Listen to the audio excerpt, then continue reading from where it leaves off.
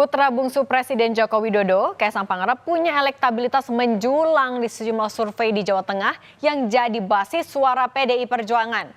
Benarkah PDIP bakal mempertimbangkan peluang kemenangan jika mengusung Kaisang di Pilgub Jateng? Kita bahas bersama Direktur Indonesian Presidential Studies Mas Nyarwi Ahmad. Mas Nyarwi, selamat sore. Selamat sore, Cindy. Mas Nyarwi, kalau tadi kan LSI bilang sebenarnya elektabilitas Mas Kaisang tinggi karena ada modal Jokowi Effect. Nah, tapi kalau PSI bilangnya iya masyarakat pengen pemimpin muda. Mas Nyarwi ngeliatnya dengan modal itu, Kaisang lebih kuat di mana sih? Jakarta atau Jateng sebenarnya? Ya, kalau Jokowi efek ya, itu saya kira di banyak daerah terjadi gitu ya. Kita lihat mungkin Pilpres kemarin kan, Hmm. eh, kita lihat perolehan dari data survei terakhir ya dari beberapa lembaga survei ke Pak Prabowo, misalnya Prabowo Gibran kan 50 sekian lah, tapi nggak terlalu tinggi ya. Kemudian hasil kemenangannya kan 58. Ya, itu kan menunjukkan Jokowi efek cukup besar ya. Hmm. Tetapi memang kalau khusus untuk pilkada itu juga harus diuji lagi. Kemarin misalnya kan kalau kita simak Litbang Kompas kan mengatakan sekitar berapa itu 53 atau 50 berapa itu ya. Itu apa masyarakat prefer gitu ya pada atau suka memilih calon yang diendos Pak Jokowi gitu ya. Tetapi kan itu umum ya. Calon siapa saja. Nah, mungkin akan berbeda gitu ya branding apa keluarga Jokowi di sini ya khususnya anak-anaknya di sini yang masuk dalam bursa pilkada adalah Kaisang. Mungkin itu lebih kuat ya efeknya ya. Artinya Jokowi efek itu sebenarnya bisa luas ya ke siapa saja yang di-endorse Jokowi atau siapa yang terasosiasi dengan Jokowi gitu, tetapi efek itu tampaknya lebih kuat khususnya untuk apa namanya keluarga ya Presiden Jokowi.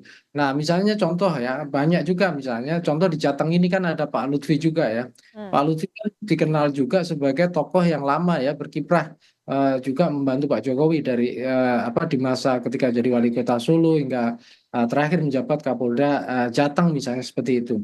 Saya kira posisi Pak Lutfi juga sering diasosiasikan dengan Jokowi, tetapi saya kira Pak Lutfi sendiri secara apa personal, brand personalnya juga jalan ya, artinya tumbuh dan berkembang ya secara independen. Nah, tetapi di sini kita simak kan ada sosok Mas Kaisang kan gitu. Nah, saya termasuk percaya juga bahwa popularitas maupun daya tarik Kaisang di pemilih itu tidak lepas dari bayang-bayang ya, daya tarik dari sosok Presiden Jokowi, kira-kira gitu. Karena menjadi seorang putra presiden ya, populer dikenal sebagai putra presiden meskipun gitu ya, Kaisang juga dilihat ke saat ini menjabat sebagai ketua umum PSI, artinya ketua umum salah satu partai kan gitu partai. Nah, cuma memang begini ya, Cindy ya. Saya kira untuk Jawa Tengah kemarin kalau kita simak ya yang data yang dirilis oleh teman-teman di indikator politik Hmm. itu kan memang masih banyak sebenarnya gitu ya pemilih yang katakanlah masih Masih galau undecided ya. voter, kira-kira gitu ya. 60 sekian persen ya, sepertiga lebih bahkan katanya seperti itu. Nah, dua per tiga lebih. Hmm. Nah, itu kan mengindikasikan bahwa sebenarnya dari aspek top of mind pun itu kan Kaisang juga masih rendah kan, hanya 4% Oke. kalau nggak salah ya. Sementara Pak Ahmad Lutfi itu sudah lebih di atas 8,6. Tetapi kalau di dalam masuk simulasi nama, memang tampaknya Kaisang ini lebih lebih kuat kan gitu. Nah, tapi menurut saya ini tidak lepas dari efek dari popularitas ya. Oke. Popularitas Kaisang sebagai tokoh nasional dan sekaligus sebagai putra presiden. Nah, itu yang menurut saya paling mendasar ya, yang Oke. kemudian ikut mengerek elektabilitas Kaisang dalam simulasi itu. Oke, Itu. Mas Nyarwi, tapi kalau kita lihat kan yang kalau bisa diasosiasikan dengan Pak Jokowi ada Kaisang, ada juga Ahmad Lutfi. Mungkinkah kalau misalnya ternyata di Jateng malah dua-duanya berduet nih? Oh, itu sangat mungkin menurut Hmm. saya. Tapi kan balik lagi ya. Tergantung partai-partai kan, Oke. partai-partai yang menominasikan ya para pasangan calon gubernur, wakil gubernur atau kepala daerah, wakil kepala daerah ini. Karena kan balik lagi pilkada ini juga sebenarnya secara legal yang punya basis otoritas mengajukan kan memang partai politik atau gabungan atau koalisi partai politik. Nah, cuma kalau kita lihat pengaruh Pak Jokowi ke partai politik, pimpinan partai politik juga tinggi kan gitu. Makanya sering disebut potensi cawe-cawe Pak Jokowi dalam pilkada itu dianggap besar sekali kan di situ logikanya. Nah, Artinya partai politik lebih melihat faktor Jokowinya daripada figur Kaisangnya? nah, ini yang menarik, Cindy. Saya kira tidak bisa juga melihat faktor Pak Jokowinya juga. Hmm. Tentu partai politik akan katakanlah mengambil jalan yang salah kalau misalnya sekedar melihat Pak Jokowinya, tetapi basis dukungan pada Kaisang maupun misalnya contohnya Pak Lutfi ya, kalau mau dipasangkan dengan Kaisang itu tidak meningkat, atau mendapatkan apa kompetitor yang lebih tangguh. Oke. Dan ingat juga ya Cindy, Jawa Tengah ini cukup unik menurut saya. Dalam beberapa kali pilkada, saya contohkan ya, kita bisa simak bareng-bareng ya. Ketika Mas Ganjar maju dalam periode pertama, dan di beberapa teman-teman data survei juga merilis elektabilitas Mas Ganjar itu rendah.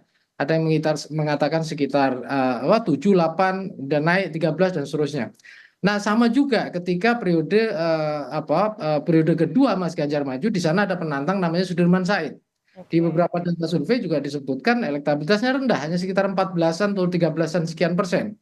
Ya, tetapi faktanya kan dalam pilkada terakhir ya, periode kedua Mas Ganjar itu bertarung Pak Sudirman Said, itu juga Sudirman Said suaranya besar sekali. Ya 44 sekian atau 45%, saya lupa. Tetapi intinya bayangkan dengan modal basis elektabilitas yang rendah begitu bisa ketika pilkada berlangsung kemudian naik signifikan.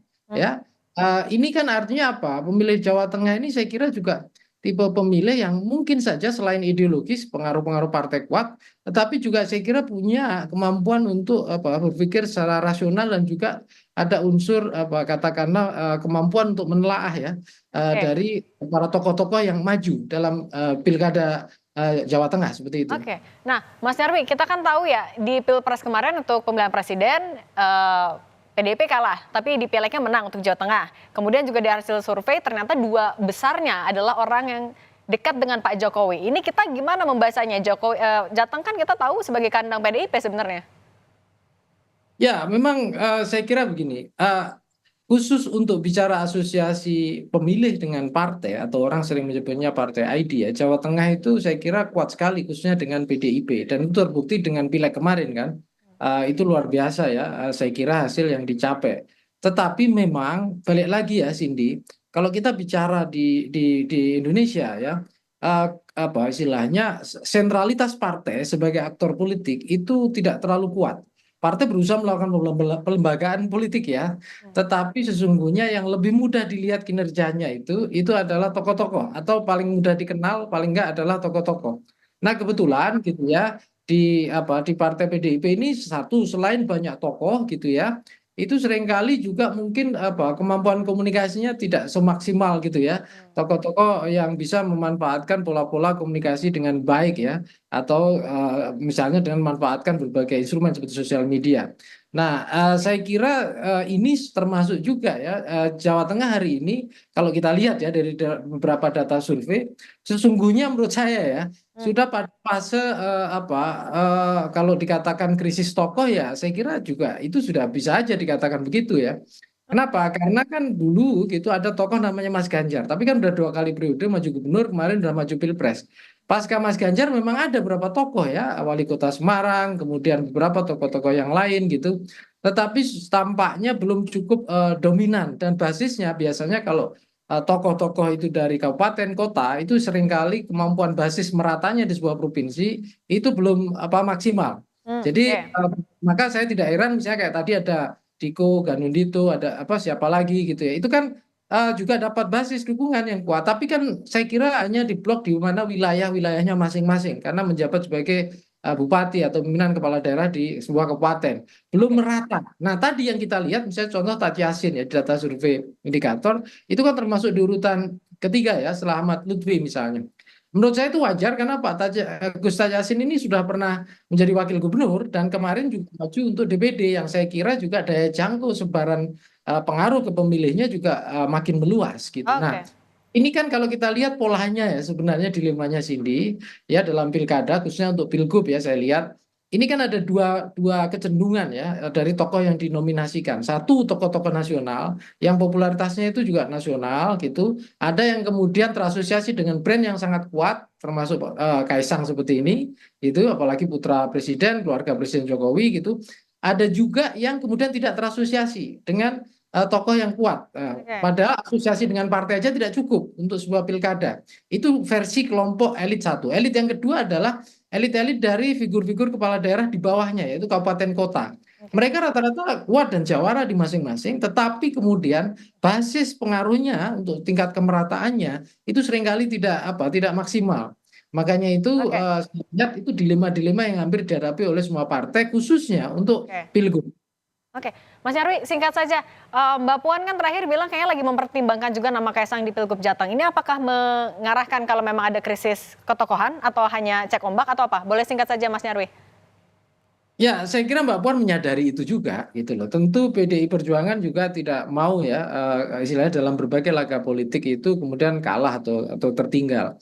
Tetapi saya kira itu juga bagian dari strategi Mbak Puan juga untuk mempertimbangkan tokoh-tokoh yang dianggap potensial dan bisa kemudian dinominasikan oleh PDI Perjuangan. Nah, hanya Oke. saja gini, itu kan tidak mudah karena PDI Perjuangan ini kan partai yang punya tradisi sangat kuat untuk mengendos kadernya. Sementara ketegasan dari sosok kan Kaisang ini kan ketua umum PSI ya, Oke. yang dulu dirayu-rayu masuk PDI Perjuangan sama Mbak Puan kan gitu. Tapi Oke, akhirnya baik.